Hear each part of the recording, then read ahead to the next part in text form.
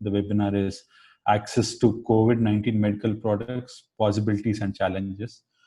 Here with us today are Tendai Mafuma, who's from Section 27, Sangeeta Shashikant from Third World Network, and Kate Elder from MSF, Doctors Without Borders. Thank you so much for joining us. We will just wait for a second, for a minute or two, so that we'll have more audience. Right now, we're having something around 90, and we'll be starting this session in a few minutes.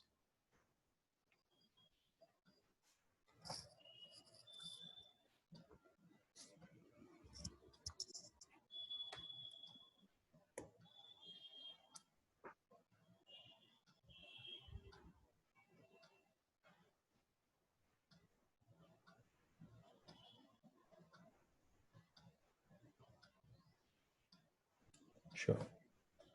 So back to the webinar. Actually, this webinar comes in the after quite some months into the pandemic.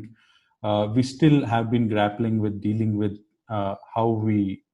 what's our response to it. And one of the main issues that we as activists have been seeing is the issue of access to medical products. This issue has been right from getting PPE kits, which is personal protective equipment, the N95 masks, then the medicines, and there have been a lot of issues around testing, the availability of testing kits. There are many countries which have not been able to test because due to the lack of testing kits and so on. And these issues have also been seen in the way treatments have been done. Access to medicines for treatment is going on. And it looks like, though we do not have a vaccine at the moment for this disease, for the coronavirus disease, there seems to be a lot of ambiguity in how it is being done, and will it be available for everyone. So our first speaker is a public health researcher associated with the group Section 27 from South Africa. As you all know, whenever we talk about access to medicines and the issues of how to deal with patents, or from everything that right from the AIDS activism and the 90s, we have been seeing how South Africa has been playing a very active role in dealing with this. So I'll give the floor to Tendai Mafuma, who has joined us. I'll please go ahead, and she'll be presenting on what is the situation in South Africa, and what is happening there, right from the situation to what is the kind of demands and activism happening there. Thank you so much. Perfect. Thank you so much, and thank you to everyone who has joined this webinar. I think what COVID has really done for a lot of health activists and everyone across the world really is to bring the issues of equitable access into sharp focus. And that has been equitable access in relation to medical products, like Gargeya said, ranging from protective equipment for healthcare workers, accessing healthcare facilities themselves, and also in relation to test kits and in relation to medicines. I think I want to start talking about access, just speaking first about PPE. So PPE has been a big concern in South Africa, especially how it's provided to healthcare providers. So the lack of availability of PPE has meant that healthcare providers would be exposed to potential infection from COVID, and that has been really problematic as COVID continues to spread and its rate of spread increases in South Africa. We are also seeing its prevalence amongst healthcare providers also increasing, which is quite problematic. And in reference to a particular group of healthcare providers known as community healthcare workers, it's even been more difficult because they have not been issued with PPE such as N95 masks. Instead, they're using surgical masks. And community healthcare workers in South Africa serve a really important link between communities and healthcare facilities. They have many tasks that they have still had to continue rendering, these services that they've had to continue rendering during COVID, including TB screening, including ensuring that people still adhere to their antiretroviral treatment. And that means that they interact with people in their homes quite a lot. But because they don't have access to PPE, that has been quite a big problem in terms of just deploying them and making sure that they're protected and they're still able to do the work that they need to do. And added to that, community healthcare workers were also then called upon to do the frontline work in particularly high density areas. So they are now responsible for screening in communities. They check temperatures, they check whether people have symptoms. So it's quite important to make sure that they are equipped with the right PPE for the work that they're doing. But because of the difficulties in accessing the PPE, it's been quite difficult to make sure that they're protected. And then the second issue that has been of concern is access to testing kits. Like Gargeya said right at the beginning, there was worldwide concern that they would not, there wasn't enough capacity for testing kits. And this was also quite a big issue in South Africa. Even today, we still have a backlog of testing because we don't have sufficient kits, we don't have sufficient capacity. We have a backlog of about 14 days. So from the day that you get your a sample taken to the day that you get your results, it's about 14 days. And to us, that is a big public health concern, that people have to wait so long to get their results. And sometimes they're still interacting in their communities and still have the potential to be spreading COVID. So that has been a big concern as well, those first two issues. In terms of medicines, I think what has been highlighted in South Africa particularly is that there's always been an issue of access to medicines. I think we have a really rich history in the fight for making sure that people have access to medicines. But even with that history, there have been quite a lot of systematic issues that result in accessing medicines becoming quite difficult for people. So the first thing that the COVID pandemic did was that it had an impact on manufacturing capacity in different pharmaceutical companies. So as a result, there were limited stocks of particular of certain medicines. So for example, we saw that during the lockdown and after the lockdown, there's been reported stock outs of contraceptives. There have been reported stock outs of many other medicines that people need.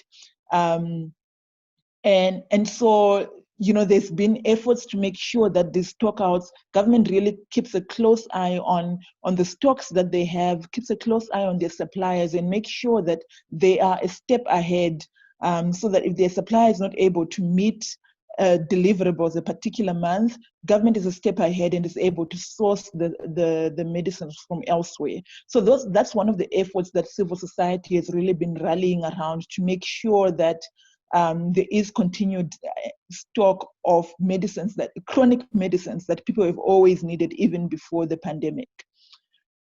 The other thing, the main thing that COVID really did as well for us as health activists in South Africa was to highlight the importance of patent law reforms.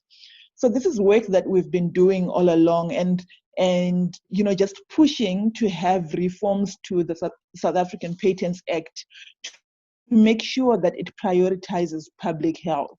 So we have international treaties, we have TRIPS, and then we have Doha that says, countries are at liberty to prioritize public health in their countries and make sure that, and improve access to medicines.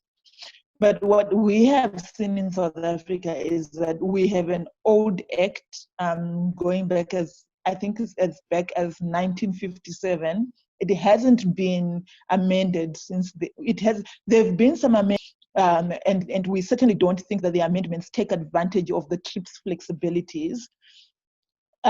So that's some of the work that we've been pushing for. We've really been pushing for, so about 10 years ago, we established a coalition called the Fix the Patents Law Act, highlighting to government what was the problem with the Patents Act. So we highlight issues like patentability, that there must be stricter standards. We cannot have very lax laws that allow pharmaceutical companies to evergreen their medicines, because that evergreening results in inaccessible medicines because they're too expensive. They continue to have monopolies. So we really need to amend our laws to make sure that our patentability standards are stricter. Issues such as including patent opposition procedures, we don't have that in our current law, and that means civil society organizations and health activists and others are not able to intervene where there are, patent applications that don't meet the standards. And we've seen this coming quite handy with what is happening in Argentina, with health activists doing patent opposition, where Gilead wanted to do a patent on one of its drugs that has been found to be quite useful, useful in treating COVID. So we are pushing for these patent reforms, and we now have a policy that recognizes the importance of reforming the Patents Act as one of the steps to ensuring equitable access to medicines. And this policy makes recommendations about how the Patents Act should be amended. We've had this policy since 2018, and we are yet to see a draft of the amendment bill. And that's what we are pushing for. And we've really been trying in this period to highlight and to bring the urgency of the issue to everyone's attention, because I think I also just realized a few days ago that this is probably the first time that a lot of people are really interested in intellectual property, because generally people just, they're not very interested, but because they're concerned about accessing the vaccine, COVID vaccine or cure when it's finally available, they're now kind of interested in what could be the potential barriers, and they're more prepared to listen to the issues that we talk about when it comes to intellectual property law. So we have been rallying together as civil society organizations, getting support from prominent scientists in South Africa and across the world, writing letters to parliamentarians, to the president, telling them, driving home the urgency of of amending this act and making sure that people have access. And in the meantime, what we've been pushing for is a moratorium on all new patents related to COVID. So we're saying, whilst we are working on amending this act, because we know that it's not going to happen overnight, and that is the thing with amending legislation, it often takes quite a while with trying to engage people and get participation into various drafts. So we're saying, but in this period, what we need is to perhaps have a moratorium on all patents that are related to COVID, so that there is improved access there. So some of this work is also, so there are a lot of patent reforms that we're calling for. I'm happy to talk about that a little bit more, but we really think that these reforms will take better advantage of the TRIPS flexibilities that are available to us, and will make quite a big difference for our public healthcare system and for the people who actually need these medicines.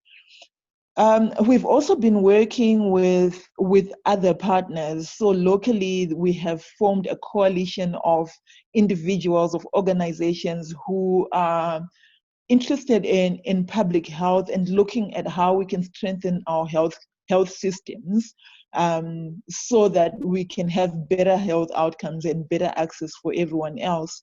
And we've also been contributing to global efforts and supporting everyone else's efforts to ensuring access to medicines. So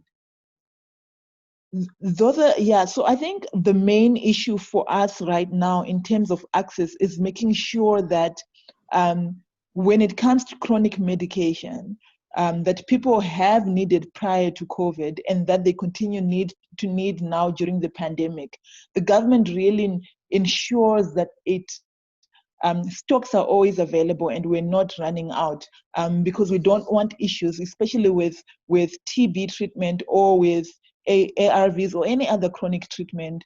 We don't want situations where people are now defaulting because they are not able to access these medicines in their facilities. So it's quite important for continuity of care for people to continue to have access to those chronic medicines.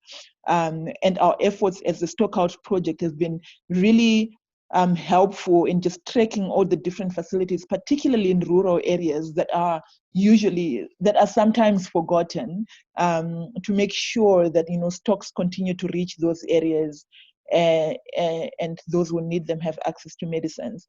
And this project has actually expanded during this period.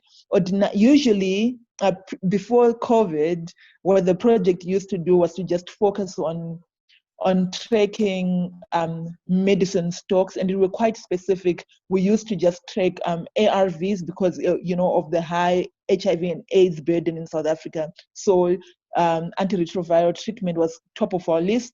We also used to track contraceptives, but I think over this period we've been tracking everything, including even PPE for healthcare workers. So when we contact facilities, we're able to get a sense of whether they have sufficient PPE, and then we're also able to escalate concerning situations to the department and make sure that they're resolved as soon as possible. And we don't have these situations where there's no PPE or there's no medicines lingering for too long, because that is going to be a disaster. And ongoing, we really need to keep pushing for patent law reforms. The most immediate thing that we need to see in South Africa really is that draft amendment bill that we can make comments on as civil society organizations, to make sure that the amendments that they're going to make to the act actually will achieve the purpose that they're being made for. So those are the big issues that we are dealing with in South Africa at the moment. And we're really grateful for all the global support that we've received. Like I said, in our calls for patent reforms, we've gotten support from health activists across the world. We've gotten support from scientists across the world, just pushing for these patent law reforms and reminding the government of its constitutional obligation to ensure that everyone has access to healthcare services, which actually means that everyone should be able to access affordable medicines. They should make medicines affordable and accessible. So yeah, I think I can stop there, and if there are any questions, we can take it up from there. Thank you so much, Tendai. I think we'll be taking the questions at the end of everyone speaking. I think we kind of get a sense that both India and South Africa are in a similar position where we see similar issues with testing, with PPEs and so on. And I think in the past we used to call patents as barriers to people's health and public health. Now I think we are in a position where we can say they are not just barriers, they are evil to the people's health and public's health. I think in a similar way, we are also seeing, right now we are seeing a demand from the left-wing political parties in India for a compulsory licensing on remdesivir and so on. So there are many things that are happening. I think we'll come back to more of it. Thank you so much for giving these inputs about what's happening in South Africa. And it's also glad that Section 27 is part of the People's Coalition Against C19. I think many organizations working together, it's a great thing. Thank you so much. You can now switch off your video and mute it. Now we'll go to the next speaker. As we know, first we were wondering about seeing what is happening in each country, but what is the global response with all the countries coming together? Because it's a pandemic, and we have been seeing that there have been many calls for a global response together. I mean, with all the countries together doing it. I'll now ask Sangeeta Shashikant from Third World Network. She's a program coordinator there. She has been actively following what has been happening globally, both inside the WHO and outside it, and different platforms like the ACT Accelerator and so on. She'll be going into it. Now I'll ask Sangeeta to take over. Thank you so much. Thank you, Gargeya, for involving the whole network in this discussion. So I thought that to talk about global initiatives, I should start with a case study, which I think is kind of perfect, and I'll explain a bit why. So the case study is about remdesivir. This was a drug, that antiviral that was initially, I think my presentation, So the first slide, next, thanks. So this was a drug that was initially developed for Ebola. It was not successful. Since then, it has been approved for COVID-19 treatment in several jurisdictions, some of it under emergency use. I think last week you may have read a lot of news reports where it was being said that the US government has bought up basically the current global supply of remdesivir at least for the next 3 months. And the global price that has been set is $390 per vial. And I think they need about 6 vials. And the US will be paying about $3,200 for 6-day treatment.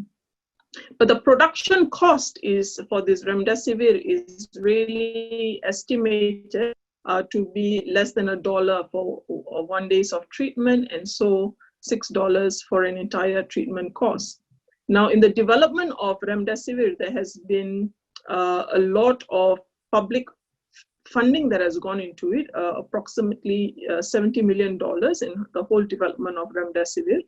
What we see is that this drug is patented in many countries. So, and you look at the expiry dates, it would vary from 2029 to 2036.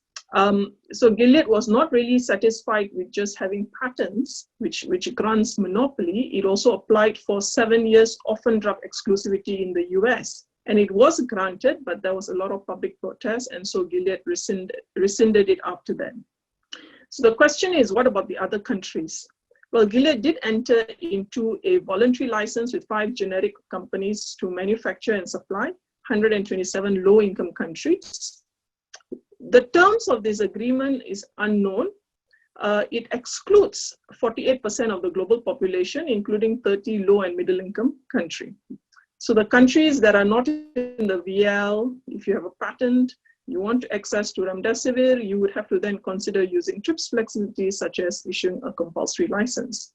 Now, why are we discussing remdesivir, given that its efficacy is really a big question mark right now? I think it shows very clearly it's a sign of what is to come. And I think also interesting to note is that the different mechanisms and initiatives that I'm going to discuss in my presentation,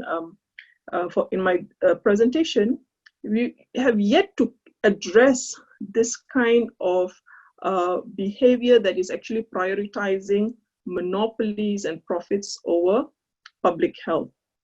Next, please.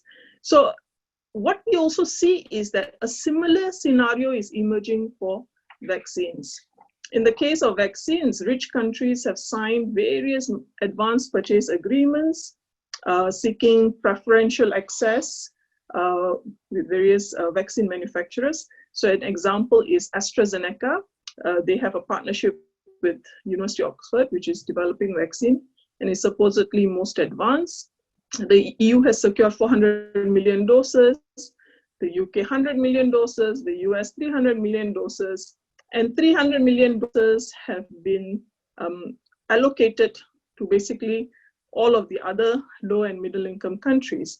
And this was secured by Gavi and CEPI. Now, AstraZeneca says it has signed an agreement with Serum Institute of India for the supply of 1 billion doses to low and middle income countries. 400 million of this is supposed to be by 2020. But the terms of this are unknown. How much is going to be supplied to India? Which countries are to be supplied under the terms of the agreements, which are excluded? The terms of this agreement are unknown. Now, since the apart from the AstraZeneca, there have been several other news reports. You would have seen Reuters talking about the European Commission in advanced talks with Johnson & Johnson, with Sanofi. There is the British government that is trying to cut a deal with GSK and Sanofi, just reported on 5th July. The US has Operation Warp Speed, which has a budget of at least $10 billion. And it's about funding various of these different initiatives. And in exchange for the US government having priority access to whatever is developed as a result of the funding provided. So there are a number of different companies that are involved in this. Next, please.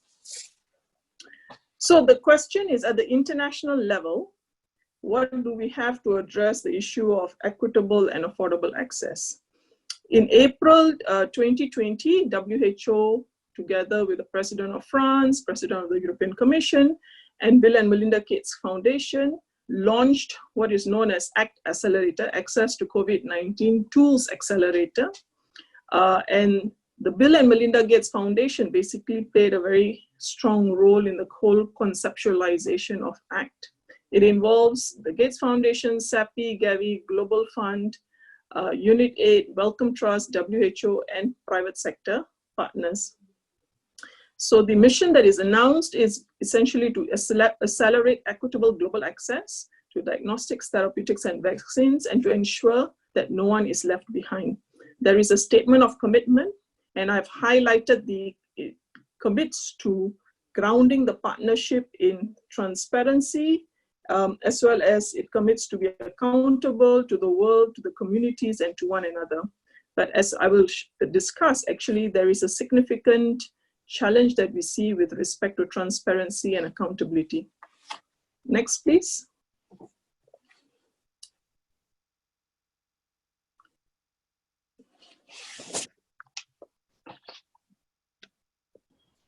Richa, we are unable to see the slides. Could you just a second? There seems to be a technical issue.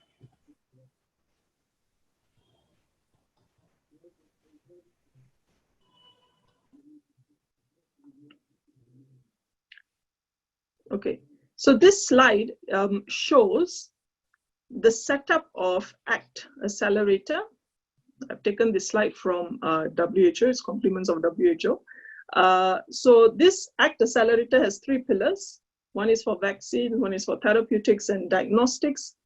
And each pillar has several work streams, as you will see, and it's led by different co-conveners, and the different global health actors that I spoke about just now, as you can see, are indicated on each of the pillars.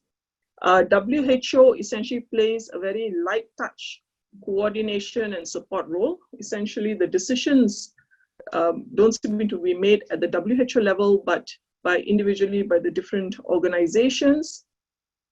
WHO also leads a cross-cutting work stream on access and allocation, and of course, norms and standards and pre-qualification.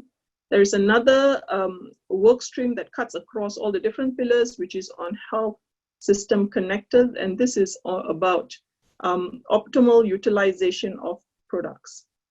Next, please. And this slide shows essentially the total investment that is estimated by the different actors in ACT Accelerator to deliver on its mission. Again, this is a source.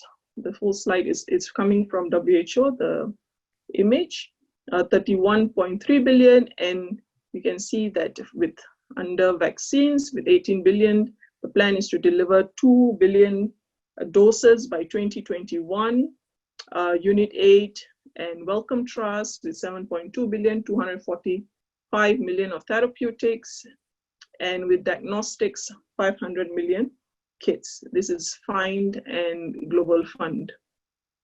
So thus far, there have been 2 pledging conferences, one on 4th May, which raised 9.8 billion, and the second one more recently on 27 June, which raised 6.2 billion euros.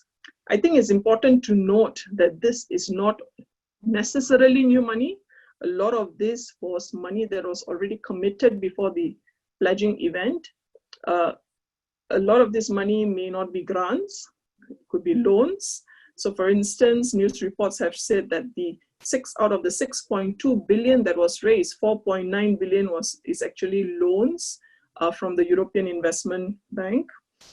And a lot of these pledges were intended for the pharmaceutical industry, also activities in donor countries. There's also a concern that we are actually seeing a reallocation of, say, funds for development into this area. So the other sectors where they would have gotten funding would have been affected as a result of those funds being diverted to this.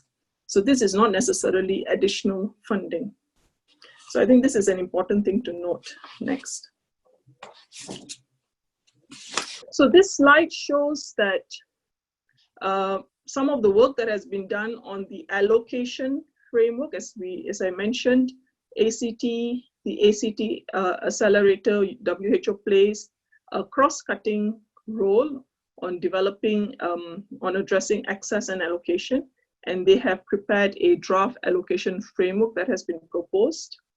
But what we are seeing, as I discussed at the beginning, is nationalism, vaccine nationalism, where a lot of rich countries are seeking preferential access. The proposed draft does talk about preferring global mechanism over national and regional mechanism. And here the global mechanism that they're looking at is being developed by Gavi. The Vaccine Alliance is called the COVAX facility. So I'm talking here mainly about vaccines because the current draft allocation framework is focused on vaccines. Although I understand a therapeutic allocation framework is expected also to be developed sometime next week or week after.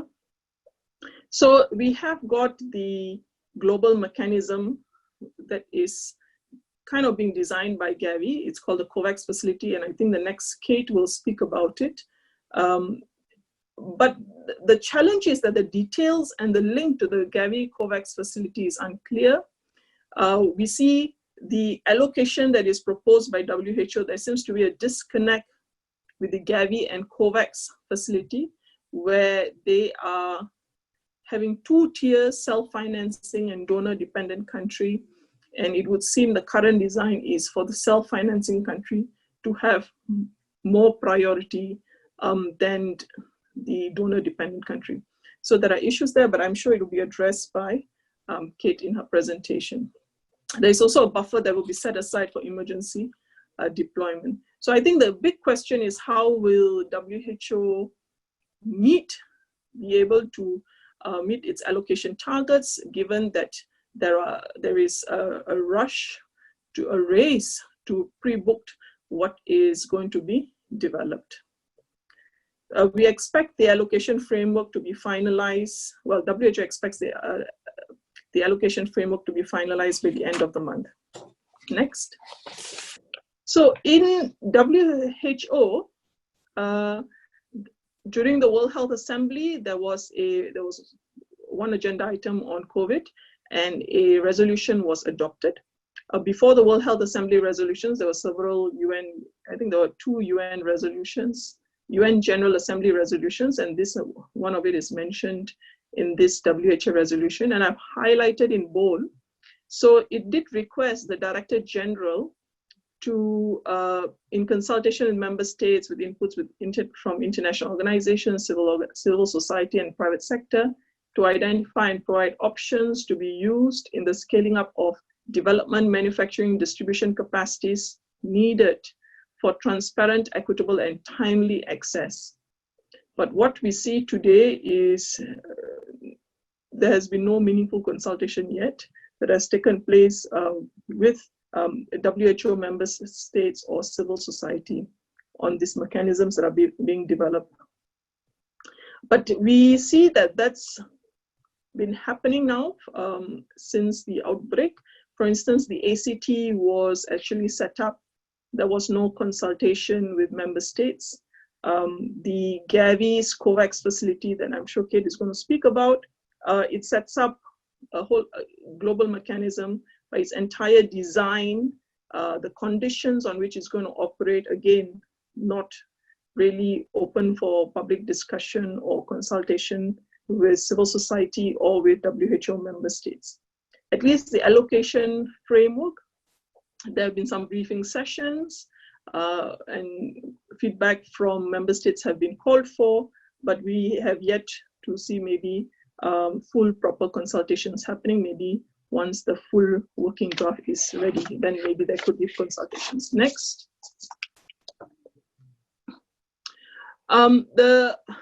I think another initiative we have to discuss is also the COVID-19 Technology Access Pool, commonly known as CTAP. This was actually originally led by Costa Rica with the support of WHO. Effectively, it's a solidarity call to action with inviting commitments to share knowledge, intellectual property, and data. So I put the link. You can have a look at the whole statement of commitment that you can sign up to. I think importantly is that one commitment is calling for the holders of intellectual property to voluntarily license on a non-exclusive global basis, or to voluntarily give up non-enforcement of their intellectual property rights to facilitate wide-scale production, distribution, and sale and use of health technologies. So far, 40 countries have expressed support, but very few of them are developed countries. There are about 5 developed countries, and no companies to date have actually expressed any support. So there seems to be a lack of commitment by intellectual property holders, which is to actually share, understanding that this is a global pandemic, there needs to be global collaboration, and so there needs to be some sharing and knowledge and intellectual property and data, so there can be rapid scale up. So in that sense, it's kind of disappointing. But what is even more outrageous is that you see actions such as that of Gilead, where not only they are not sharing, they have got limited licenses. These licenses are non-transparent. They are not accountable to actually ensure access with respect to remdesivir, and to ensure that it is being scaled up. As we saw, that a lot of the current global supply has been booked up by the US. Next. So in my last slide, I want to highlight some of the challenges and opportunities. And I'm raising these challenges and opportunities in the context that we are currently in a pandemic situation where we have seen massive consequences, social and economic consequences for all countries around the world. So it is not, it's affecting only developing countries or developed countries, it's affecting every country globally. We see, it's also in the context that we see countries are sharing virus samples and sequences freely, and all of this is crucial for the development of diagnostics, therapeutics, and vaccine. There's been extensive public investment that has gone into the development into R&D of vaccines and therapeutics. And globally, many countries are participating in various clinical trials that are on various therapeutics as well as vaccines. So in this context, the challenges and opportunities, I think one is transparency and accountability. This has been a huge challenge with respect to financing. There has been a lot of money that has been coming in. It's not fully clear, the breakdown of it. It's new money, additional funding, how it's being spent, who is receiving it. So all these details of the financing is not very clear. Priority setting, agreements that are being signed with third parties, the cost of R&D. So there's a whole list of all these transparency issues that we should be addressing at the global level. Also accountability of these various health actors. So when we talk about global mechanism, there is a fully global mechanism that is going to drive global allocation. Then there must be a proper accountability in the whole design of that mechanism, including accountability of private sectors. I mean, do we just let Gilead do whatever it wants to do? or we need to call Gilead to accountable. The lack of meaningful consultations with member states and civil society, I've already discussed that. And then what are the mechanisms for sharing of intellectual property, knowledge, technology, and data? We are going to see shortages, as we see already in the case of remdesivir. We're already anticipating in the case of vaccines. So we do need scaling up of global production. And this can only happen if there are very concrete mechanisms for sharing of intellectual property, technology transfer. So we see private sector receiving a lot of public investment and funding, getting access to samples and sequences, and yet there is no commitment. They do not have to commit to sharing any of the IP, knowledge, technology, or data. Fair and equitable allocation. Well, WHO is working on the proposed framework, but I think the concern is that given all this that is happening outside the bilateral agreements, potentially the design of the Gavi COVAX facility, it could undermine the allocation framework. Affordability and prices. So we do want fair, transparent prices. We want transparency of what it costs, transparency of the R&D. It should be free at the point of care. As you can see in the case of remdesivir and Gilead, they have just charged whatever price they wanted, although there is such a big global need. So, and they are not accountable to how much public investment has gone into it. They're not also accountable for ensuring that the cost of R&D is made public, or the transparency in pricing. And also the role of WHO and member states. What is the role of WHO given all these different actors? The role of industry, shouldn't we hold industry accountable on some of these different issues? So my final point is that what we see is that although we're in a time of pandemic, it is really business as usual practices. A lot of this continues to be enabled by rich countries and several of the global health actors, and this has an impact on equitable access. Thank you very much. Thank you, Sangeeta. I think somewhere we get this understanding that instead of actually having a global solidarity and having some of these based out of member state initiatives where every country has the same right, like WHO and the UN process, we seem to be seeing at new avenues which are very much in the hands of the private sector and very non-transparent. I mean, when someone like you actually says you're finding it unaccountable and non-transparent, I think for a layperson or for people in the low and middle income countries, these global initiatives don't exactly seem to be doing what they were meant for. I think that's a bit disappointing to see that, and also the fact that when you are saying that just 40 countries signed on to something, the CTAB, which was proposed by Costa Rica, that itself shows where the developed countries are in lending a hand and coming together in fighting this pandemic. Thank you so much. We'll move on to the next speaker. If you could switch off your video and mic. Before we go to the next speaker, there is a small announcement. We will be taking the questions only in the Q&A section. We'll be taking it after Kate speaks, and the chat has been closed because it's for internal communications as of now.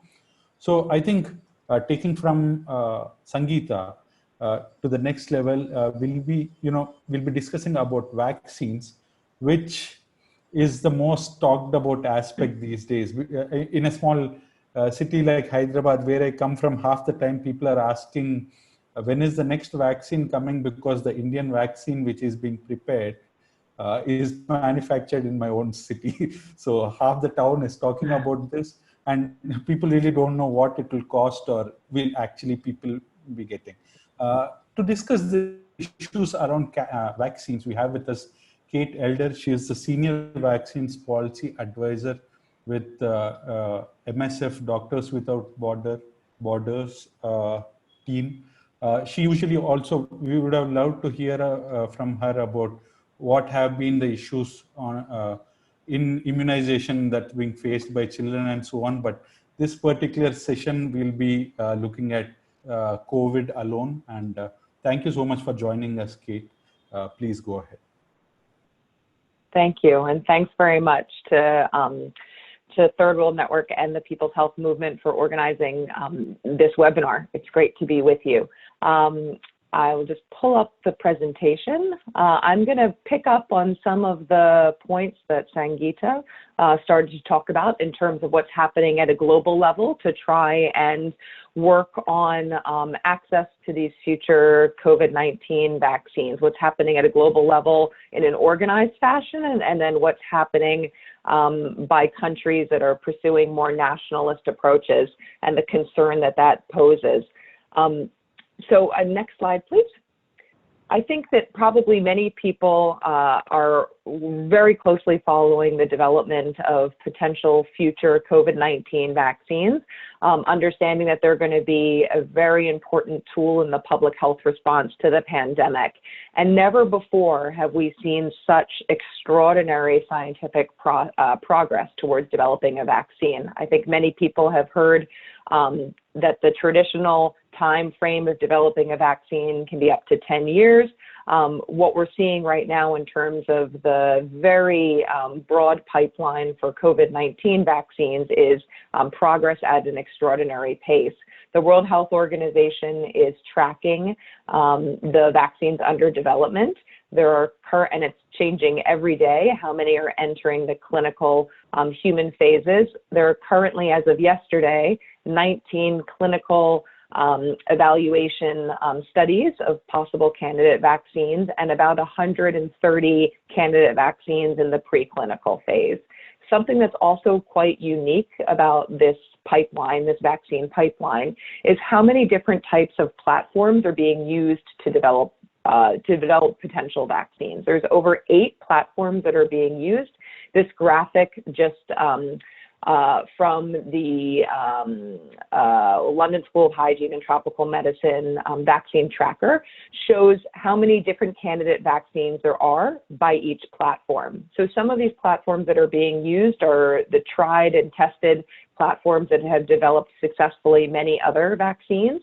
But then there are also some platforms being used, like the RNA and the DNA platforms, that have never before produced a successful human vaccine. So I think it's important to bear in mind that in addition to the really broad pipeline of candidate vaccines, there are also many different scientific approaches that are being taken, some that have proved successful in the past and some that haven't. Next slide, please. So what are we all concerned about, or at least the civil society community that's following availability of future vaccines, and MSF as well? Well, there have been many encouraging statements by political leaders, heads of state, as well as heads of global health organizations talking about these future vaccines and other medical tools for COVID-19 as these global public goods. But, you know, the detail of that, what that actually means when they say that these are global public goods, that these are the people's vaccine, have not really been communicated. And so far, as Sangeeta has said, we haven't really seen any fundamental change in the R&D paradigm, or in the access paradigm, I would say, in terms of how these future vaccines will be treated. So there's a lot of important political speak, but what that actually translates into when the rubber hits the road, so to speak, is to be seen. And so far, we haven't seen any departure from how access to medicines typically happens. We're seeing, of course, every day, I think we're waking up and opening up our web browsers and seeing new announcements made by countries of advanced deals. Sangeeta mentioned a number of them already in a slide that she had, with AstraZeneca, with Sanofi Pasteur, with countries pursuing their own access and trying to tie up volumes of possible future vaccines, of vaccines that don't yet exist for their countries, and paying certain prices. This is very concerning because, of course, this is being done from an individual country perspective or from a regional bloc, as we're seeing with the European Union.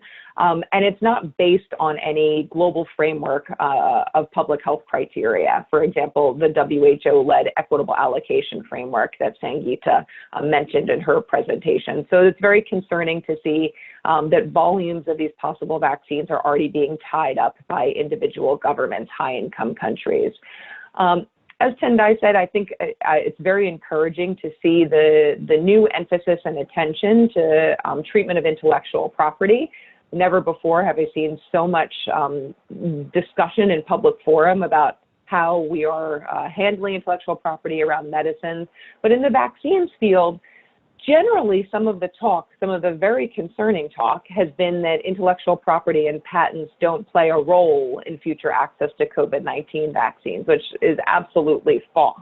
But there is a narrative that's being created by some organizations. We've heard it from the Gates Foundation, we've heard it from Gavi, that the role of patents is really negligible in terms of future COVID-19 vaccine access. And this really couldn't be further from the truth. So right now what we're seeing is interventions that are trying to improve access happening at a certain point in the paradigm. They're happening when we've already sort of acknowledged that these are going to be proprietary tools. So far, we haven't seen any appetite in dealing with some of the root problems of access, some of the upstream issues around granting of patents and treatment of intellectual property. Unfortunately, it hasn't been built into any of the access mechanisms so far. So there's been a major push from civil society to try and draw attention to that. Unfortunately, I think we haven't gotten much traction yet with some of the big global health organizations. We can anticipate that there's going to be supply shortages. I don't think anybody is under the false assumption that when we have first licensed vaccines that they will be available in adequate supply for everybody around the world. There is the expectation that there will be scarce supply in the beginning, and that's why it's all the more important that we are arbitrating that supply based upon public health criteria laid out by WHO, and as well making sure that we try to expand the manufacturing capacity as rapidly as possible. As I mentioned, there are many different platforms being used to develop these candidate vaccines. Each of these platforms has different timelines and different yields, how many doses they can make. So a very important step to be taking right now is to be preparing for when we do have licensed vaccines to scale up the manufacturing capacity as quickly as possible. Some steps are being taken by global health organizations to make investments in manufacturing capacity in advance, to provide funding to pharmaceutical corporations so that they start building out manufacturing capacity in case they do ultimately have successful vaccines. And while that's very important, I think the real question is, how are we making those investments so that they are able to benefit the public regardless of the company that gets the money? I mean, since we haven't dealt with the roots of the problem, the intellectual property issues, we're really still leaving it up to the decision-making of pharmaceutical companies of what investments they're going to make in manufacturing capacity, who they're going to sell to first, and at what price they're going to set these vaccines. So that is one more reason why we should be dealing with some of the upstream issues around availability and access to these future vaccines. As Sangeeta said as well, the affordability issue. We've seen many declarations from pharmaceutical corporations that during the pandemic, they will not charge a for-profit price. They will price their vaccines at a not-for-profit price. We've heard this from a number of the companies in the IFPMA companies, the companies that are members of the International Pharmaceutical Federation of Manufacturers. But none of them have made a commitment to transparency, to actually opening up the books to substantiate that claim that they'll be charging a not-for-profit price. So it's a good step in the right direction that they're saying it, but there's no reason why we should take their word for it. If they actually want us to believe that this is not-for-profit price, there should be steps towards transparency and accountability so that those prices can actually be audited by the public and we can truly see if that is a fair price. And then, of course, this is something that is very important for the use of these future vaccines in countries, and something that's very near and dear to MSF's heart as well as a medical humanitarian organization. But these vaccines, how easy will they be able to use in low resource settings? you know, in the places where many of our organizations work in developing countries, there is intermittent electricity. Vaccines typically require cold chain. Some vaccines require multiple doses for somebody to be fully protected. When we are only seeing people, if we have the occasion to only see them once, it's difficult to reach them for follow-up shots. So the programmatic suitability, as we call it in the vaccine field, is also very important in terms of, you know, are there the conditions that we can actually use these vaccines in the future and make sure that they reach the people that need them most. Next slide, please. So I won't spend too much time on this because Sangeeta talked about the ACT Accelerator, but I just wanted to focus specifically on the vaccines pillar. The vaccines pillar, which is also known as COVAX, is co-chaired by Gavi, a Swiss-based philanthropy that buys vaccines for developing countries, and by CEPI, the Coalition for Epidemic Preparedness Innovations. They co-chair the vaccines pillar, with WHO playing a very important role. And within that vaccines pillar, there are 3 working groups, as Sangeeta said as well. There's the upstream development and manufacturing working group that's led by CEPI. There is the procurement and delivery work stream led by Gavi, and I'll talk about what Gavi is doing very soon in terms of the COVAX facility. And then there's the policy and allocation work stream, which is led by WHO, with their main work being so far the development of this equitable allocation framework that Sangeeta mentioned. Next click, please. As Sangeeta said, in terms of the investment case that was published by WHO recently, Gavi and CEPI and WHO are calling for $18 billion to purchase 2 billion doses of vaccine. When you look at this cost compared to the cost for the therapeutics and diagnostics, you can see this is significantly more than the budget that they're calling for there. So there's no information on how these calculations were come up with, but it would be important to also call for some of the background information to see what cost estimates are they using for these doses. I also want to mention that specifically in the ACT vaccines pillar in COVAX, there's been very poor engagement of civil society. Whereas in the diagnostics and treatments pillar, there have been consultations with civil society, calls held by the co-conveners of those pillars.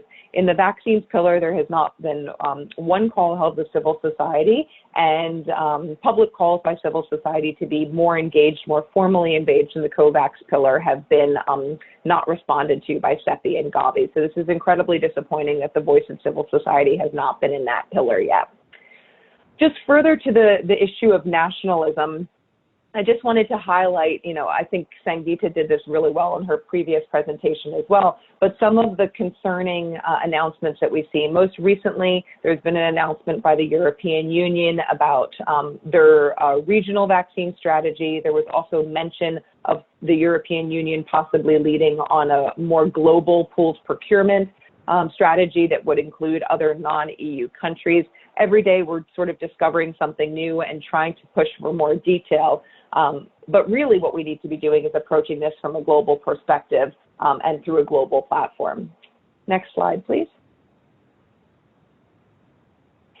So just quickly on CEPI and Gavi, because they're 2 very important global health actors in terms of access to future COVID-19 vaccines. CEPI is a really new organization. It's only about 3 years old.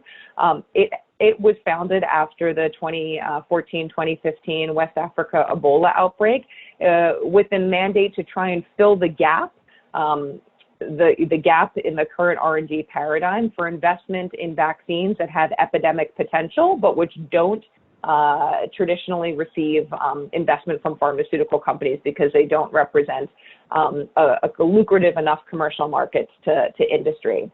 With the advent of the COVID-19 pandemic, CEPI has been very active in financing, providing grants to the development of COVID-19 vaccines. They have provided grants to 9 companies for COVID-19 vaccines. Currently, 5 of the 19 vaccines that are in clinical trials have received funding from CEPI. So hopefully, by CEPI's model, there should be very clear access elements built into those grants. But CEPI really does take a very pragmatic approach to access. I mean, they try to limit the damage that nationalist deals have, and they're trying to push for a diversity of geographic manufacturing capacity. But there are limits to CEPI's influence with industry. The money that CEPI is contributing is just one financing stream that companies are receiving, and we unfortunately don't have any details, real granular details of what CEPI has negotiated with their grantees. So they certainly hold a lot of information. CEPI has a lot of information on the cost of goods for vaccine candidates, but none of this has been shared transparently. CEPI also has a very traditional approach to management of intellectual property. While there is the move to encourage their grantees to share and to participate, in technology transfer, and CEPI reserves step-in rights with their agreements with grantees, we think it's unlikely that CEPI would get to the point where they would use them. So really, the treatment of IP and how much CEPI will aggressively push for technology transfer and for open licensing deals is really not very clear. Gavi, the Vaccine Alliance, the Swiss-based foundation, launched the COVAX facility, which I'll talk about in a second, which is really a departure from Gavi's traditional role. Gavi traditionally finances vaccines currently for about 58 countries, covering about half of the world's kids. But the work that they've been forging on the COVAX facility is much broader and seeks participation from all countries around the world. So this is a really big change from Gavi's traditional role. Some are saying that Gavi might have bitten off a little bit more than it can chew, but right now it is the only global platform that exists. So it's something that we're trying to positively influence, but acknowledge that it's a very important route for future access to COVID-19 vaccines. The COVAX facility has a component of it called an advanced market commitment, which is seeking development funding from high-income countries, from donors, to finance future COVID-19 vaccines for a set of countries. The set of countries is not clear yet, but Gavi has been talking about 78 countries that they would raise money for, and that they would finance if they are able to broker deals with pharmaceutical companies that they would finance for in the future. Next slide, please. So what specifically is the COVAX facility and the COVAX Advanced Market Commitment? This was launched by Gavi officially at their replenishment, which was last month on the 4th of June. It's got two components of it. The COVAX facility, the overarching umbrella, is open to all countries. Gavi is seeking to have as many countries around the world participate in it. The appeal of it is that it would pool the resources to share the risks. So while some countries are engaging in bilateral deals with certain pharmaceutical companies, essentially betting on the idea that maybe that company will ultimately have a successful vaccine that the country can then access doses to, what Gavi seeks to do with the COVAX facility is engage in as many deals with possible successful future vaccines as possible, so that they have as many candidates in their mechanism as possible. Gavi and CEPI negotiate on behalf of the countries that choose to participate and secure these deals. And then they, in theory, support the scale up of manufacturing capacity by having an assured market for these companies. The use of WHO's equitable allocation framework and how that's used to arbitrate the doses that Gavi secures is a little bit unclear. In a previous technical guidance note, Gavi said that they would segment the countries, the self-financing countries, and then the countries that are donor dependent, that about 78 countries that Gavi is looking for funds to support for the purchase of vaccines for through the COVAX facility. At one point, Gavi seems to be saying that the WHO equitable allocation framework would only be applied to the donor-dependent countries, whereas the self-financing countries would get a certain portion of future COVID-19 vaccines, a portion for their population.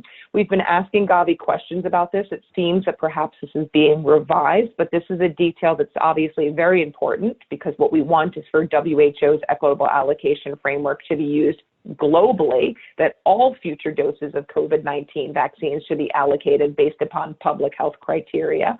But it's not exactly clear how Gavi intends to apply that framework. It's clear that they do intend to have that as part of the mechanism, but if there's a differentiation of its application between countries that are self-financing versus donor-dependent countries is not exactly clear. We need more details on that. And then in the COVAX facility, Gavi has outlined some requirements for participating countries. For example, they're encouraging countries that have already engaged in bilateral deals with companies to disclose that information, how many doses they've bought, and if the country doesn't need all of those doses, to donate them to the facility. Now, talking about the advanced market commitment component of the COVAX facility, this is a part of the COVAX facility that is a financing instrument to try and engage with companies to broker advanced deals, basically to guarantee specific companies a certain volume of sales if they participate in the COVAX AMC. So Gavi is right now trying to raise money. They're going around trying to aggregate capital from countries that will buy into the facility, which have certain requirements of prepayment, as well as from regional development banks to try and get as much money as possible. I think last time we heard they have about $600 million in their coffers so far that they would be using to broker these advanced deals with companies. We know that initially they're seeking $2 billion for healthcare workers and vulnerable populations, about 20 million people they estimate, but obviously they'll need a lot more. And based upon the recent ACT investment case of calling for about $18 billion, we know that these budgets will probably quickly increase. Next click, please. So just to reiterate that this COVAX facility was officially launched by Gavi on the 4th of June. At that launch, Gavi announced the first and only deal, at least that we know of so far, under the COVAX facility with AstraZeneca. They announced that with an agreement worth $750 million, that AstraZeneca was guaranteeing 300 million doses, they claim at a not-for-profit price for the COVAX facility. Also, as part of this public announcement, AstraZeneca announced that they will have a licensing deal with the Serum Institute of India, one of the largest developing country vaccine manufacturers in the world, for 1 billion doses that the Serum Institute of India would produce for low and middle income countries, with a commitment of providing 400 million doses by the end of 2020. While these are interesting announcements, there's no transparency around any of the details of the agreements. There's no transparency around the cost per dose that has been agreed upon, and really, if that is a not-for-profit price, there's no way for us to assess it. And there's also no information available on if AstraZeneca does not meet any of these commitments. For example, if they don't meet the volumes by certain doses, if they ultimately don't have a licensed vaccine, if the Oxford vaccine is not successful, what are the stipulations in case that situation arises? Next slide, please. So what are some of our concerns with the COVAX facility? Again, I do want to emphasize that currently the COVAX facility is the only proposal for a global pooled procurement mechanism. So it's very important. This is very important if we're truly walking the talk, and if governments that say that they're part of a global solution are actually operationalizing that commitment and acting in solidarity. So it's very important, I think, for us to try and make the COVAX facility the best that it can be. It certainly has a lot of concerning elements so far, but I do want to acknowledge that so far it's the only proposal for a global approach. So I think it does deserve our support. Of course, our critique to try and make it as strong a mechanism as possible. And some of our concerns are that the development of it so far has been done in a very closed process without engagement of the most affected countries, developing countries, nor with the engagement of civil society.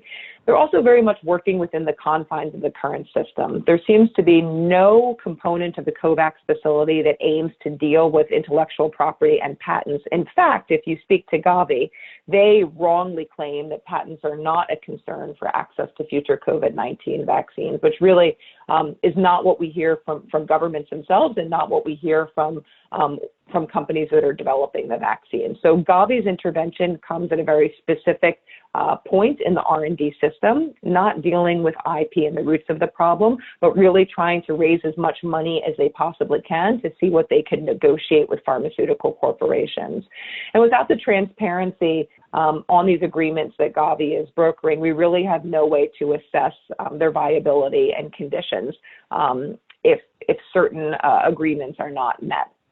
These are certainly very highly risky investments that Gavi is making when you consider the failure rate of vaccine development. I think it's about 17% of vaccines in human clinical trials are actually ultimately successful. So if industry doesn't ultimately have successful vaccines, but they've received advance deals and financing in advance, what are the consequences of that?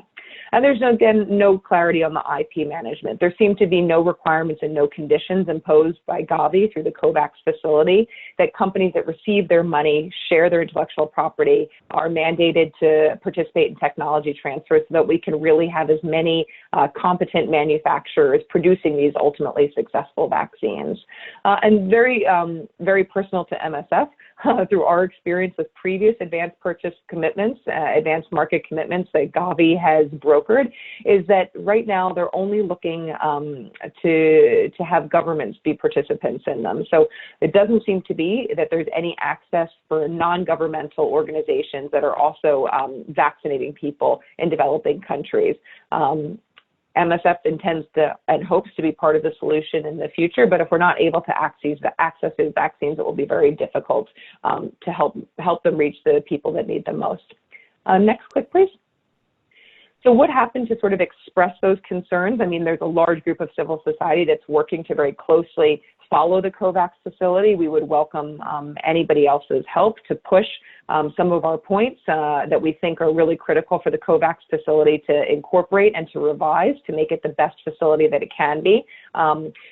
Just before the Gavi board meeting, which happened a couple of weeks ago, there was an open letter from civil society. More than 45 NGOs signed on to this letter, which outlined 7 areas that we think Gavi could rapidly improve in the COVAX facility. Unfortunately, there has been no response from Gavi so far, nor from many of the board members. Some board members have replied, but we're going to continue to take that forward. Gavi will next have their board meet in an extraordinary meeting at the end of July, so in a few short weeks, where they're supposed to present to their board the governance structure of the COVAX facility and the monitoring framework. We're waiting eagerly for Gavi to invite civil society to be part of that planning process. We're pushing for it, but so far Gavi has not included civil society, which is very worrying. So if you would like to get involved in the work around the COVAX facility, please feel free to reach out to the organizers too. We would welcome any support for the advocacy objectives around the COVAX facility. I'll stop there. Thank you very much. Thank you so much, Kate. I think end of the day, I think we all do have the common ambition that once a vaccine comes out, there will be equitable distribution of it. And thanks so much for going into some of the details that we usually we definitely look forward to the technical details that you also spoke about as to how many things are also happening, but they seem to be outside WHO, and Gavi seems to be playing a big role. It's a bit confusing. How confident should we be when some organizations outside the usual member state mechanisms take a lead at it? I think the other thing is also, if you remember, like instead of having a situation where we claim a right on the vaccines, the diagnostics that come, there seems to be, I mean, just like what happened with pandemic influenza preparedness framework, where we actually have a right to the benefits that are coming out. That doesn't exactly seem to be going on a rights-based model here at times. And in the name of cross-subsidy, we are seeing very ambiguous interventions happening. We'll now go into the question and answers and the questions.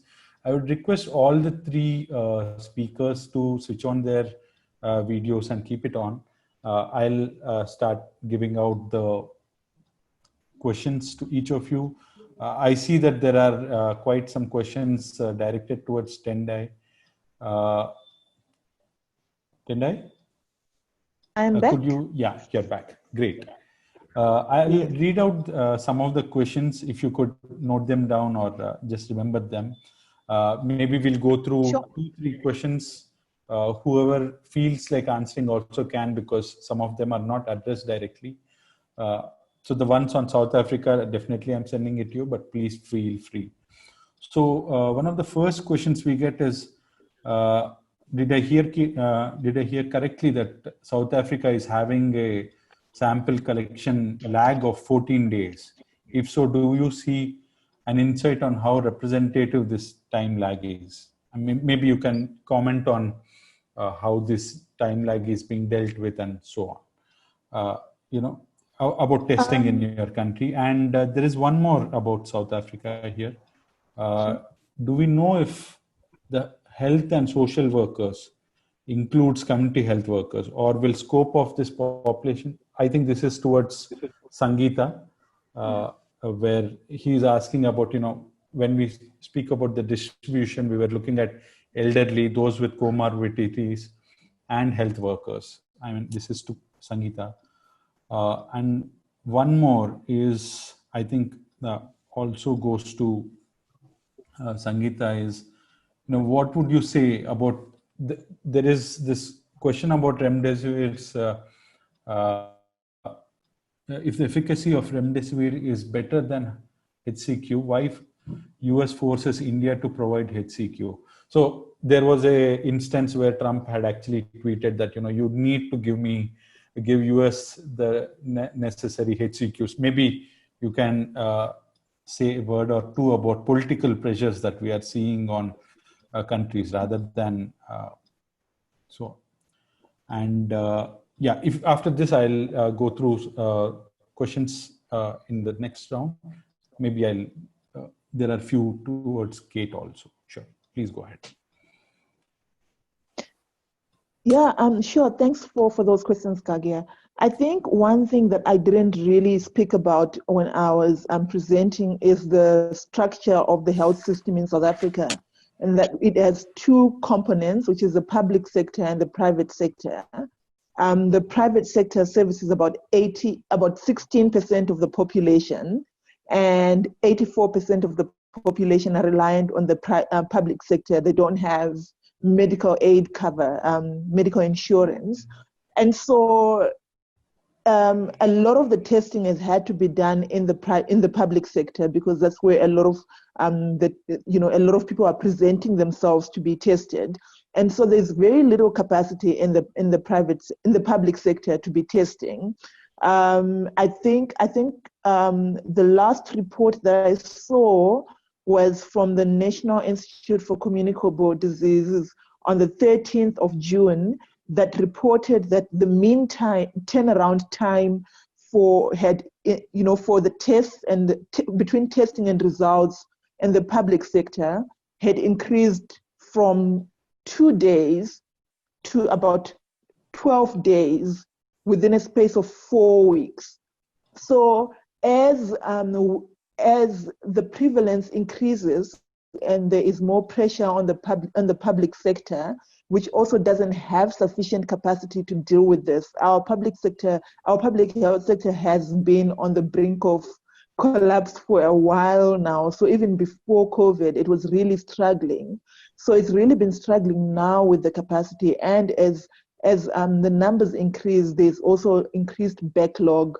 And so the last official number that I saw from the NCID was 12.4 days, which was about a month ago. But from unofficial reports from healthcare workers particularly, they've been reporting that when they go to be tested, they are told that their results will be back in 14 days. There have been efforts to make sure that they expedite the test results for healthcare workers, particularly because they need to be back into the facilities, and unless you know whether they're positive or negative, whether the test is positive or negative, you would be really reluctant to be having them in the facilities attending to people. Sure. I think Sangeeta, if you can talk about your questions. And also there is one small addition to it. Do you believe that WHO solidarity call should actually be compulsory and not voluntary? If you could also comment on that part. Yeah, okay, sure. So on the first question, whether it includes community health workers, so we don't really know how they're going to define it. What we have seen is really just PowerPoint presentations during briefings to member states. We expect the full working draft for the allocation framework was supposed to have been released yesterday. I've not seen it yet, but we will have to look at the details of it when it comes out. So I think once the full draft is out, we would have more details on that, what each of this category would cover.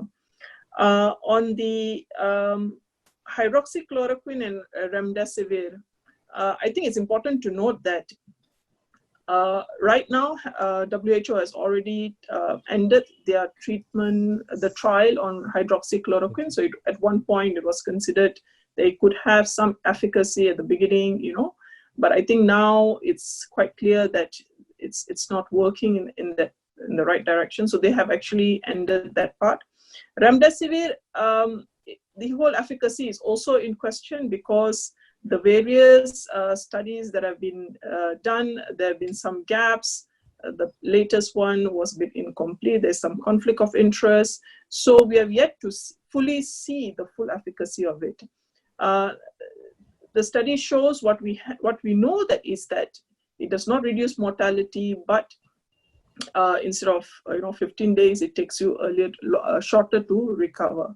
But if you can talk about this thing, but we've seen in both CQ about a particular country saying, give me the medicine or buying out all the stocks, because that has created we will see a lot of this happening once there is a shortage, and that is why the importance of us having agreement at the WHO that we're going to follow a certain allocation and a global mechanism that is consistent with the allocation mechanism. So we will see this kind of pressure happening because, as you know, at one point Trump was obsessed with hydroxychloroquine, and hence the pressure.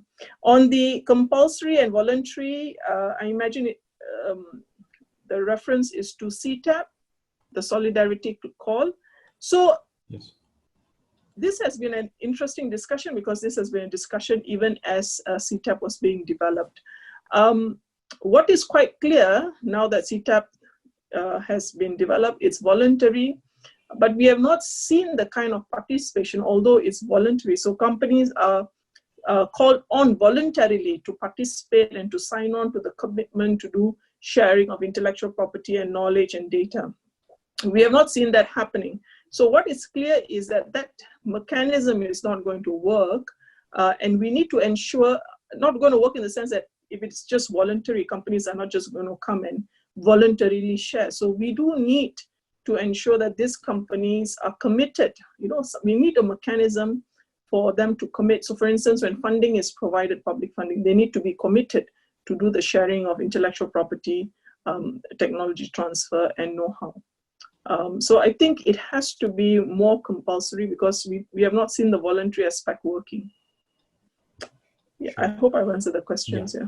So, and the next few are to Kate. One is basically, in the World Health Assembly that happened last month, we had a leader after leader of world countries talk about public good.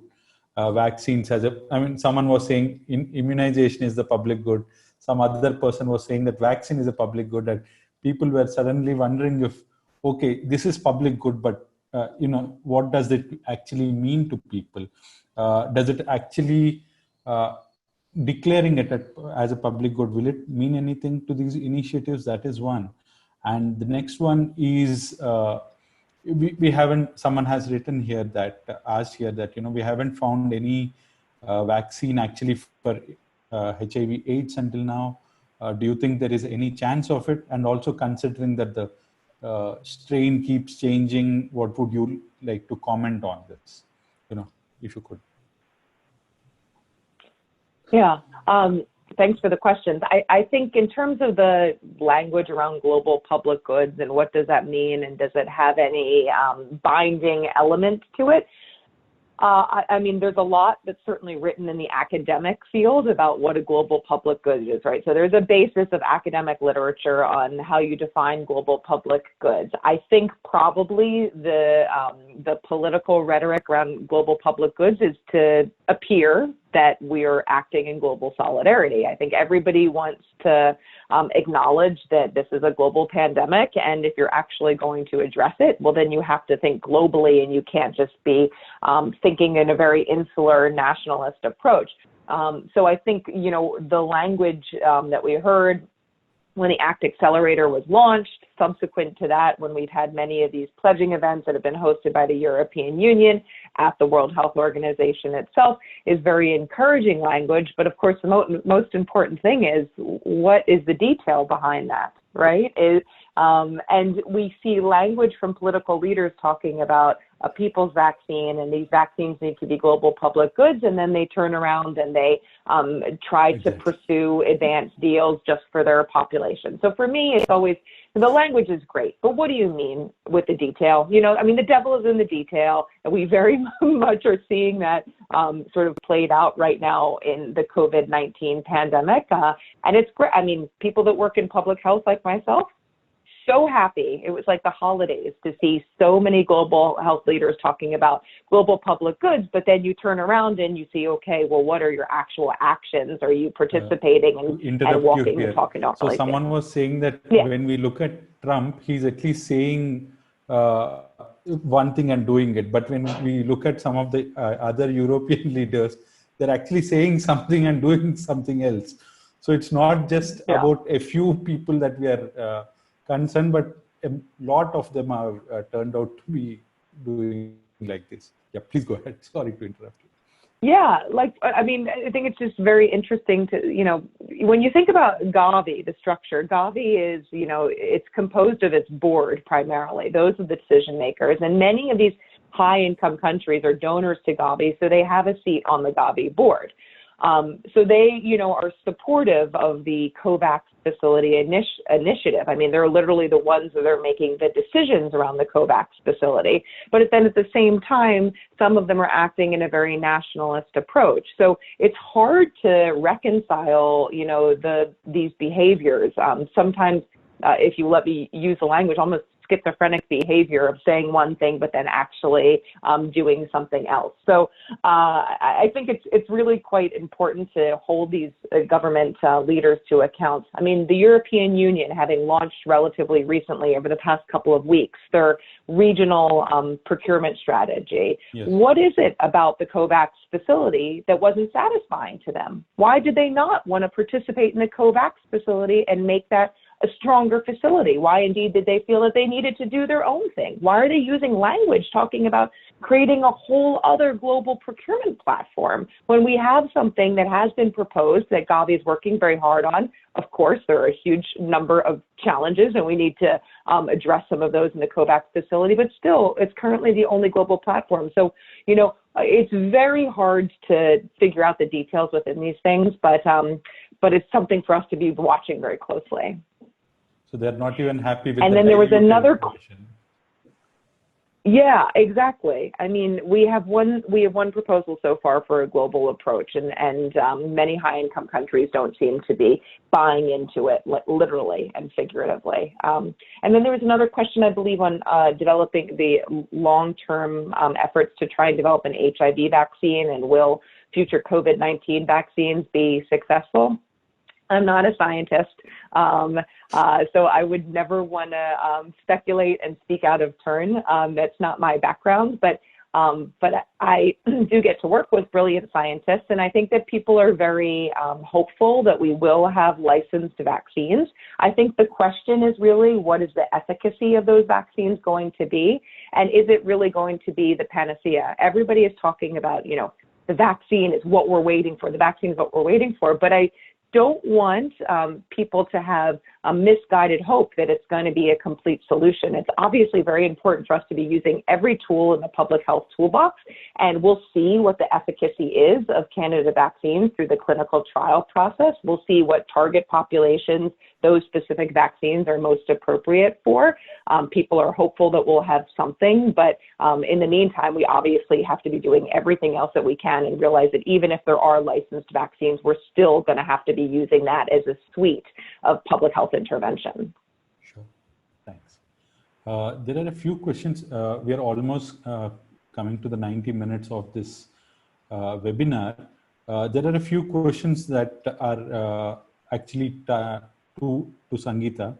I'll just read these through, and then we'll have a round of all the speakers with their take-home message, and also, what would you say our advocacy and activism should also be focused at?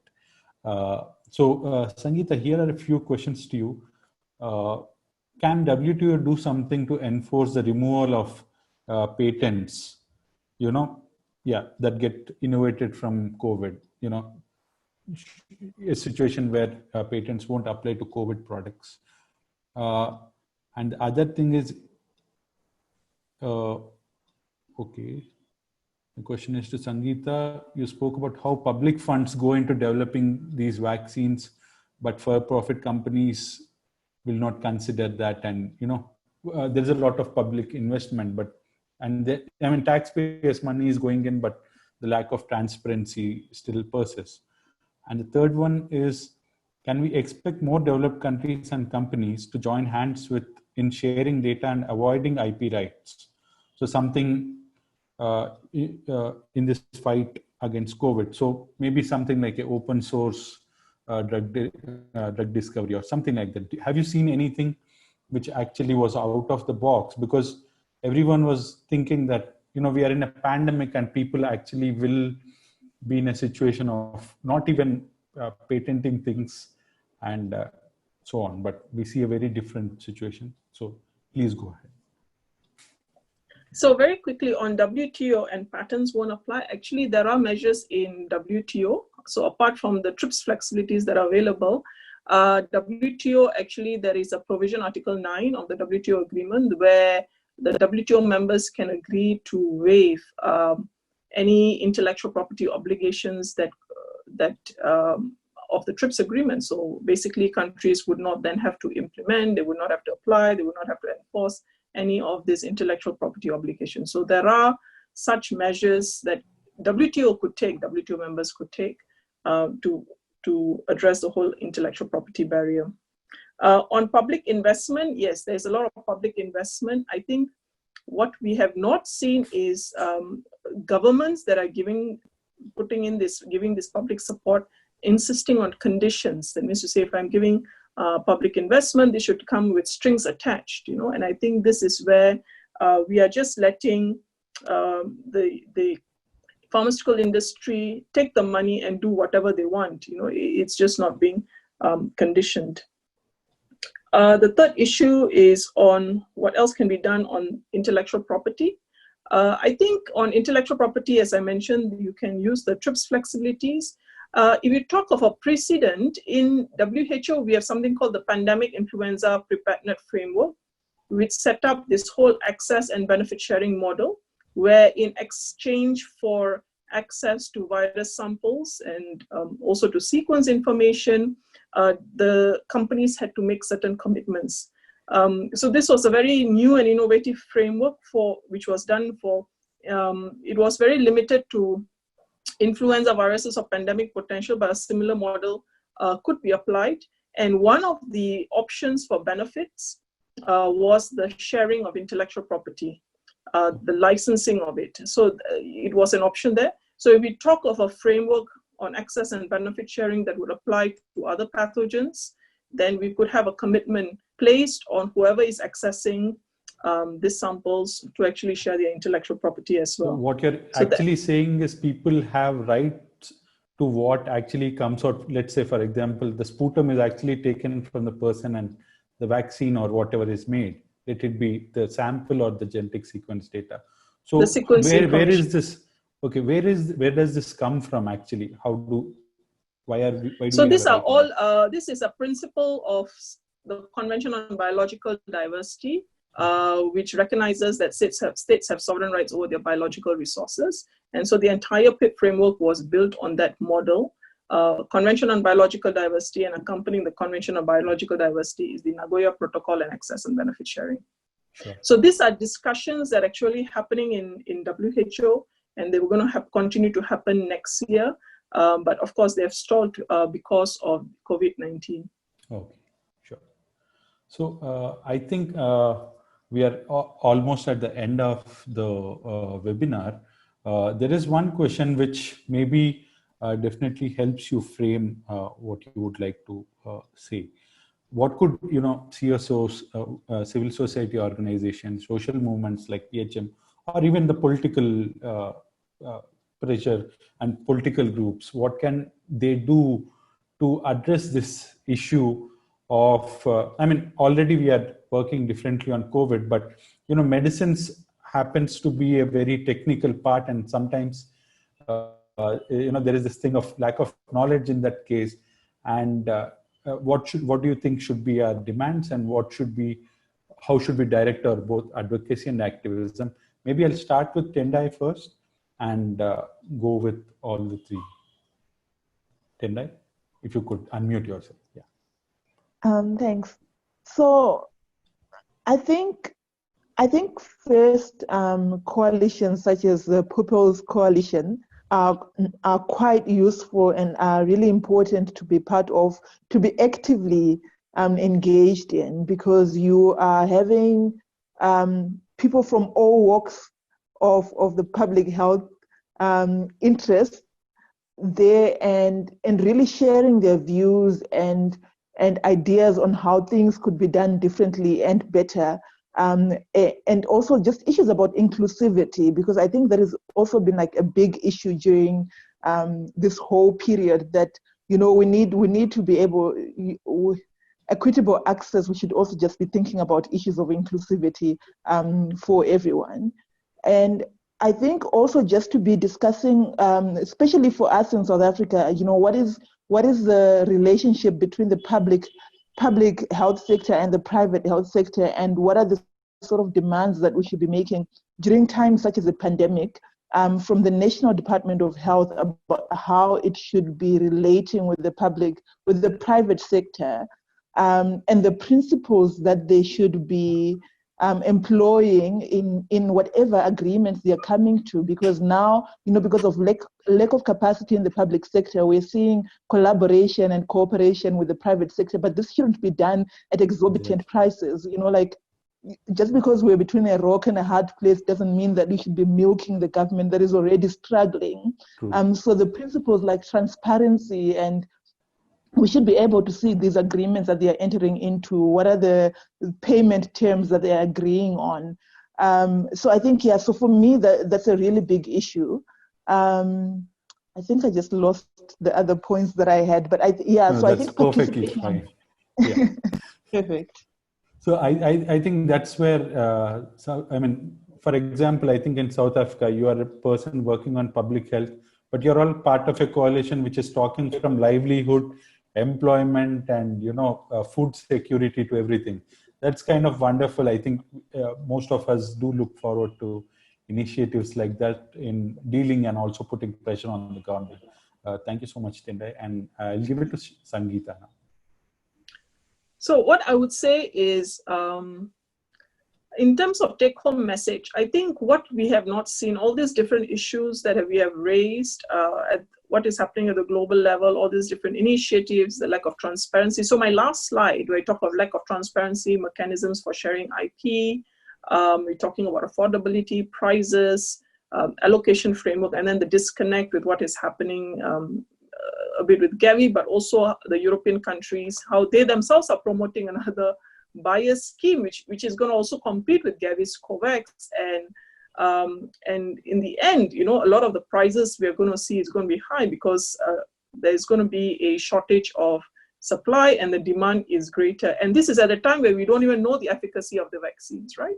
So I think these are all questions we need governments to raise developed governments, developed countries as well, because they are also going to face these issues. As you can see, the remdesivir, the global shortage is not just happening in global south. The US has taken the global supply. The European countries are also affected, right? So I think we have to raise these issues, and I think this is where the activists could play a role in getting the governments to be a bit more active. And I think we need to get more developing country governments raising a lot of these issues at the international level across ACT-A, CTAP, as well as the Gavi, COVAX, and a lot of these other initiatives that is happening. Unless these questions are raised and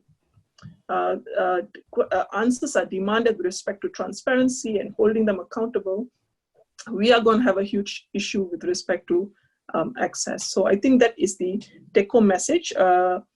In terms of, because I think 3 months ago, maybe it was less clear what was happening. With now, there is more clarity how all of these different initiatives may be interrelating, although every day there is some new news out there. I think there is a lot of information now available on this issue, and we are at a place where we should be asking these questions and holding this relevant WHO and these different actors accountable. Thank you. Thank you so much.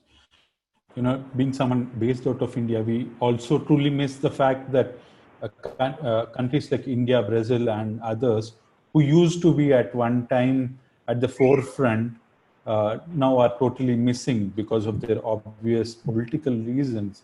And I think there is also enough, we need to, the pressure that needs to be put in at the countries on the governments to how they affect the global, raise these questions, yeah. Exactly, global policies. I'll give it to Kate next.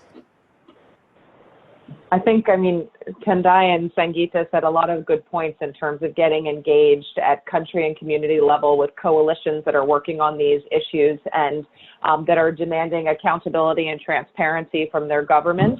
So I don't want to repeat that, but I just want to express full support for it. I would also just say, you know, another important element that we didn't talk about today on the webinar, but which is really a concern for when there are licensed vaccines, is the acceptance by the community, right? And this is a very important point when we see the rise of vaccine hesitancy, vaccine skepticism. This is an incredibly accelerated development process, as I talked about in my presentation a bit. And so some people are scared about taking a vaccine when it is available. As civil society, it's a really important role for us to help sensitize communities that indeed, although it might be a fast process, these are very rigorous and highly stringent regulatory processes. So when vaccines are licensed, so we have to be prepared to make sure that they as rapidly get out to people as possible. Obviously, access, first you need the vaccine in the country, of course, but then access at community level too. So I want to talk just about the, the role of preparing communities for when there are vaccines available so that everybody who they're there for takes them up. I just wanted to make sure I emphasize that. But just further to what Sangeeta and Tendai said in terms of additionally getting engaged locally, there's so much happening right now at global level. We're communicating with one another. I'm just meeting new colleagues in civil society, building relationships and working with people that I haven't worked with before, which has been really the silver lining of this pandemic is working more closely with new colleagues. Just get involved. I mean, sign up for the Public Citizen Listserv, which is sharing information. Sign up for other email listservs, too, that are distributing information so that when we want to do these global actions, we can quickly communicate with one another, whether we're tweeting at Gavi, whether we're pushing on a pharmaceutical company to say, be more transparent with your pricing, so that we all have the same information in real time, and we can all act together as a global community too, to bring that country level activism up with the global level activism as well. Thank you so much. I think it's very correct when you're saying that, these issues with health systems, if you're spending all the money that we have in buying some incredibly costly vaccine or medicine, what kind of services do we actually have? Our hospitals are dilapidated totally. We don't have enough staff in the hospitals and so on. And also, I think compliments to MSF for the reduction in bedaquiline prices yesterday to $1.5. I think not everybody, we would like it to be free. So I think one step in the Still right more work direction. to do. Yeah, one step in the right direction and a lot more to be done. Thank you so much for joining us. I think the panelists actually have very well covered until now about how we need to be dealing with it. And, the part that what is the limitation of it is also the political will that we have. For example, we have one end where we can actually totally disregard the trips at one end, and the other end is actually voluntary licenses on one side. So it also depends on how our governments and how our activism and advocacy is going on. If it isn't, if a pandemic doesn't, someone was saying in one of the PHM webinars, a young activist from UK, she was saying that, if we don't learn from pandemic, that patents are bad, and we actually need some kind of public investment, public manufacturing, and a lot of, looking at everything very differently. I think definitely we'll all be collaborating in the coming months like what we have been doing in the past. Thank you so much to all the panelists. Actually, I just wanted to share something. Someone wrote on Twitter, "Oh, it's all-women panel. We are excited," and it was actually coincidence. We came to know of it later when we saw the Twitter. So I think they would be disappointed that suddenly they see a moderator who is male. But still, thank you so much for joining us and giving these insights.